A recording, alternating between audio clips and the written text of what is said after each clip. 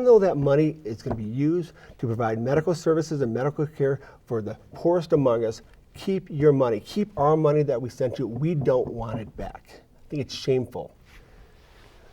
Also, this is probably one of the greatest jobs bills that Republicans ever turned down. This was going to create about 14,000 jobs, be a boost for our economy.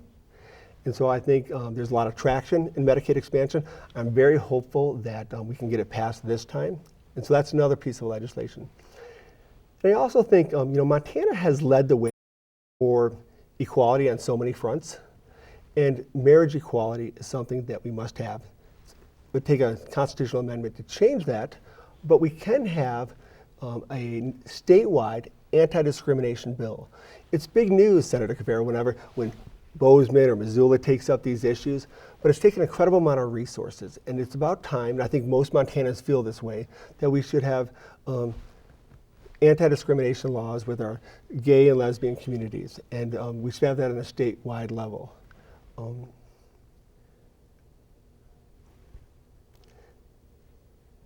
then lastly, I think, as I talked earlier, when I travel all over Montana, we see so many people working so hard. And we honor work in Montana. We respect the fact that the people of Montana work hard. And we honor in our rhetoric, but we don't honor in our policies. Our minimum wage of $7.90 an hour, I don't think does justice to the people that are working hard throughout this state. And I think we should increase minimum wage to a level that allows people to reasonably provide for the things that they need. In the 1960s, we had a minimum wage that would have been equivalent to $10 an hour today. And I don't know why our economy seemed to run well in the 60s. There was no uproar about that level of minimum wage. But today, when we talk about honoring workers and having people work hard and make a good day's pay, there's an uproar. We hear people talking about how everybody should work so hard and they should have a job and they shouldn't have public assistance. But in turn, when they do get a job, they still have to take public assistance and they're not getting paid what they deserve. So I think that's something I would look towards too.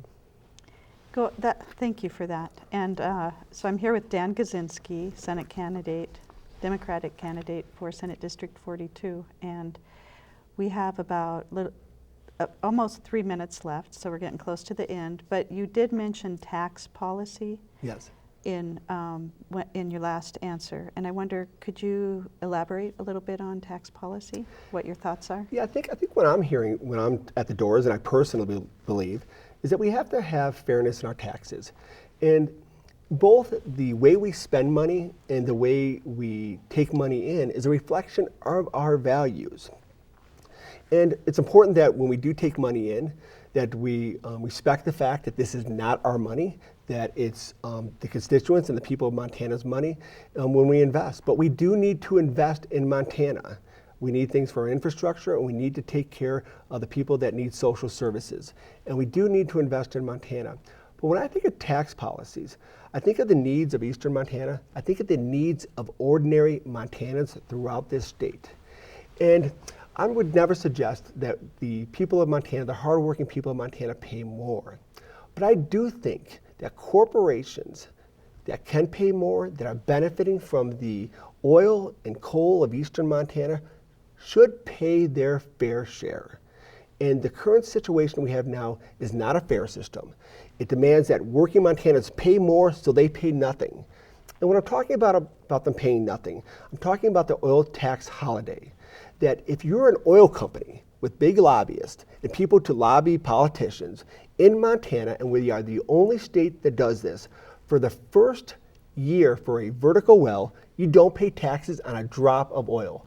For a horizontal well, you don't pay taxes for a year and a half. I don't know of any other industry, business that gets a freebie for a year and a half. The small businesses on Main Street, on Last Chance Gulch, don't get a tax holiday. They have to pay taxes right away. Secondly, I think we need an earned income tax credit to honor the people that are working so hard. It is an extremely successful program in the federal system, the earned income tax credit. I think we need to do that for the people of Montana, the lower wage earners in Montana.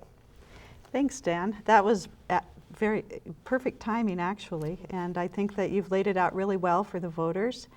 Again, I'm here, Senator Mary Caferro, here with Senate candidate, Democrat, Dan Guzynski for Senate District 42.